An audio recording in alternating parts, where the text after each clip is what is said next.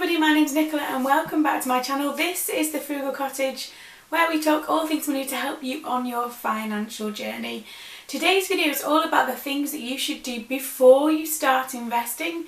October is investment month here at the Frugal Cottage, so don't forget to like and subscribe and let's get started. So there are certain things that you should do before you start investing in the stock market, and that basically is because you should get your financial game in place before you start investing, because there are certain things that you should do before that happens. The first one, if you don't already, is you need to write a budget. And that is simply to know how much you can afford to invest each month. If you don't know how much you bring in, what goes out, how much you're left with, then you can't commit to a certain number to invest each month into your kind of portfolio. So the first thing to do is write a budget.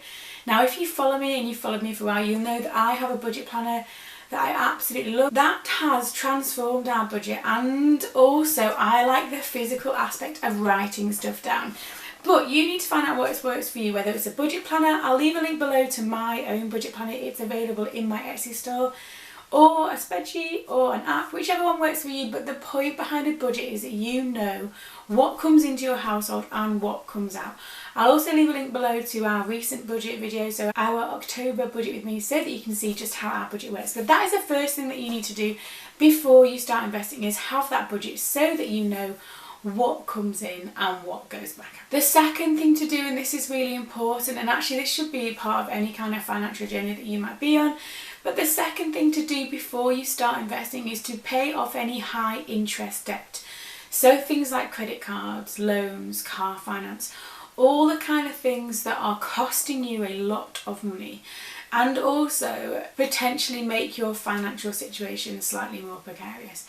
Get a plan in place to pay off that debt so that you don't have that pressure on yourself to find those minimum monthly payments, and all of that spare money can then go into your investment journey if you want it to. But that's the second thing that you should do before you start investing, is to get rid of all of those kind of credit cards and loans. In fact, not even before you start investing, just generally, if you have credit cards that have kind of bigger balances on, then you should potentially look at why that is and how to deal with that and get rid of those. And there are lots of places available to help you with that should you need it. The third one, and I suppose this links to kind of that more financial security, is building up your emergency fund.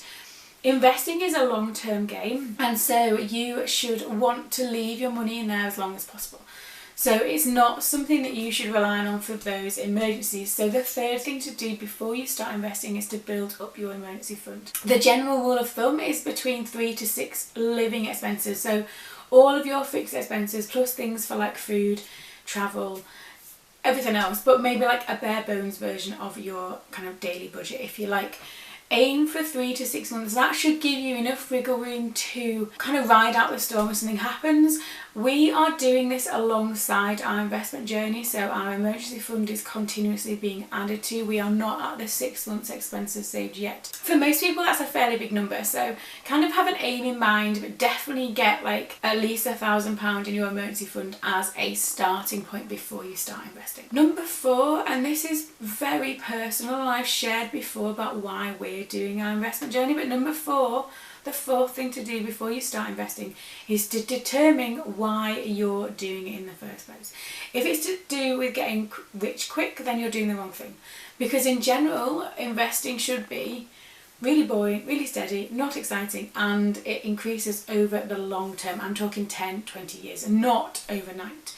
But also, why are you wanting to save for income like we're doing? So I'm a dividend growth investor, so I invest for dividends, and I'll share my latest dividend income report below for you. It's a good one, so don't forget to check that out after this one. Are you wanting to have that lump sum when you retire so you can go travelling or buy a new car or whatever it is your financial goal?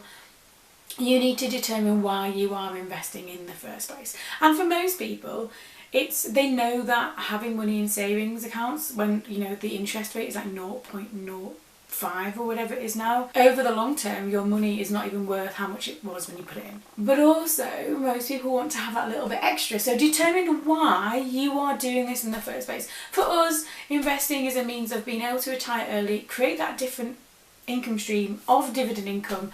And again, like, learn on the way, I suppose, but it's definitely a journey. Think of it as a journey rather than I'm going to do this because X, Y and Z, because you need to understand the reasons behind it.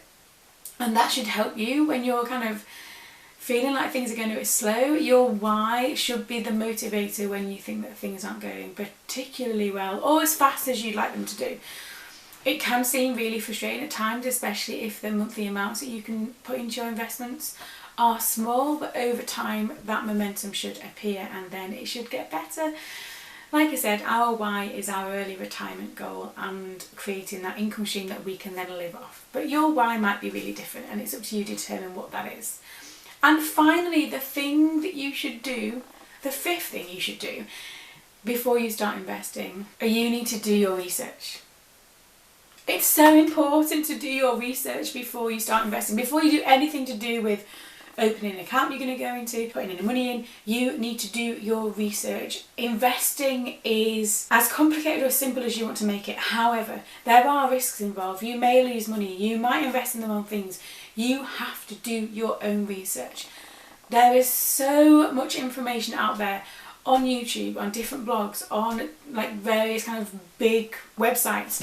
So much information, but do your research before you get started. In some ways it's easy to kind of jump in. You will make mistakes along the way, and that's absolutely fine. I don't think there'll be one investor in the world who hasn't made a mistake at some point. Do your research first, and remember that the stock market does go up and it does go down, and it's sitting in there and waiting out the storm, because over time, historically, it shows that it always goes up, but over time. But these are the 5 things I feel you should do before you start investing. Obviously, I'm not a financial advisor. Everything I say here needs to be taken into consideration, but it's not financial advice. You need to do all of your own research in terms of that. But they are the things I recommend you look at doing first. As someone who definitely made mistakes at the start of my investing journey, but in some ways I needed to make those mistakes to learn the process and learn along the way. And if I was starting again, I'd do things very differently, but that's absolutely fine. In fact, I've got a video coming up towards the end of the month where I reflect on my own investment journey and what I would have done differently, because there are things I would have done differently. But like I said, it's very much a learning process, and you will learn as you go along, and you'll quickly learn what feels right for you and what doesn't, and that's part of your own investment journey. But this is another video in our investment month here at the Frugal Cottage. I hope that this has helped you. Don't forget, if you've got any questions about anything, leave them in the comments below and I will try and help you the best I can. And if you've got any other tips on what you think you should do before you start investing, then leave them below so that everybody else can read them. As always, thanks for watching. Don't forget to like and subscribe, and I will see you again very soon.